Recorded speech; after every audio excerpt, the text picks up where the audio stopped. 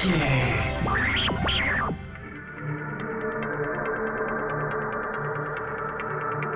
foundation of the studio came kind of in two parts. There was an original seed team from 2K Boston, and all of them are BioShock 1 veterans. And that includes like about half of our leads group, Alyssa, myself. And then the Australian studio was brought in to work on BioShock 2 as well, and most of 2K Australia worked on the first game. 2K has a airplane hangar full in Marin County, and it doesn't have any games presence there. Seems like it would be a great place to have a game studio, and at that point we were looking at trying to figure out how to get games done in the other studio.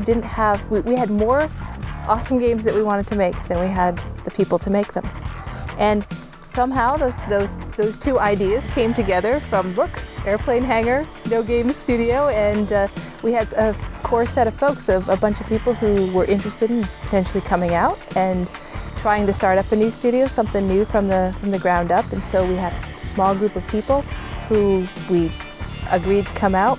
And then we started to very slowly and through a very stringent interview process bring in the top talent in the Bay Area and cherry pick, essentially.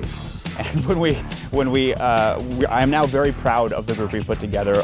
There is really no dead weight, and I am consistently surprised by their talent and their passion for BioShock, many of them coming from outside of the franchise.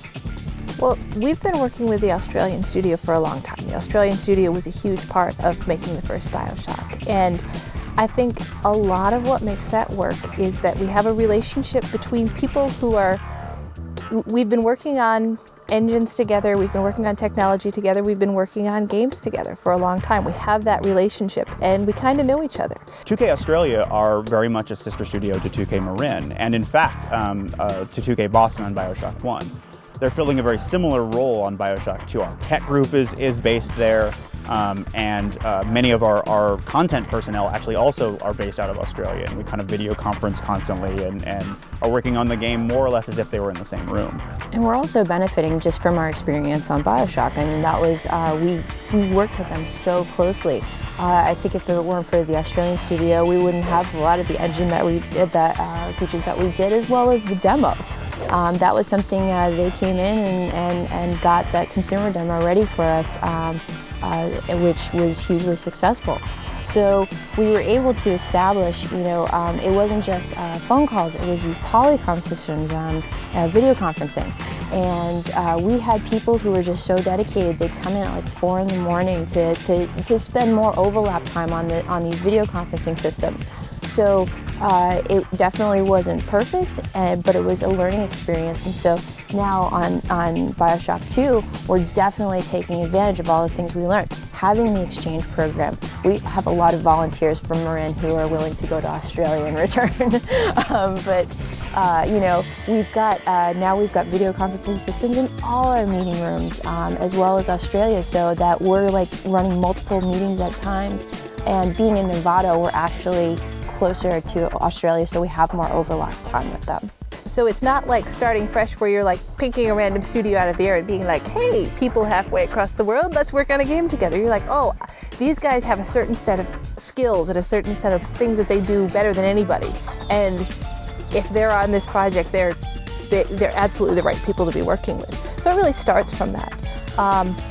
We were really lucky with the Australian studio because we have had a lot of chances to have people come back and forth. We've got a little exchange program going on right now where we have, we've had a bunch of level designers and artists and character modelers and tech guys who worked on the first project who have coming out to Marin, both to meet the team out here and to get to know some of the new folks they hadn't met before, but also to share some of their knowledge with us about some of the techniques they've used to make levels great and make characters great in the past.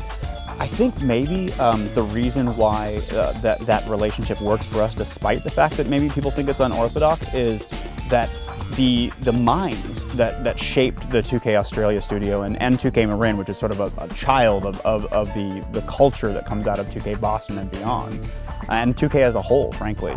The minds are very much of sort of similar bent. The people who were hired for 2K Australia have very similar priorities, and they've always worked in a symbiosis.